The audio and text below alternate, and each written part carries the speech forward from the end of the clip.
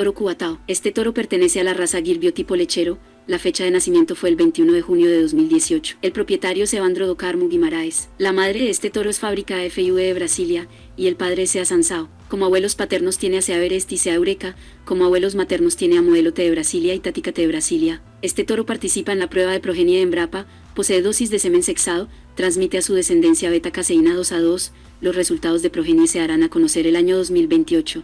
La leche de tipo A2 no es un invento de ahora. Lo cierto es que antiguamente, las vacas solo producían leche con el tipo de caseína 2. Una mutación celular que se produjo en Europa hace varios años, hizo que las vacas comenzaran a producir por regla general la proteína caseína de tipo A1. Si quieres adquirir la genética de este toro, en la descripción del video, te dejaremos los datos de contacto del distribuidor autorizado.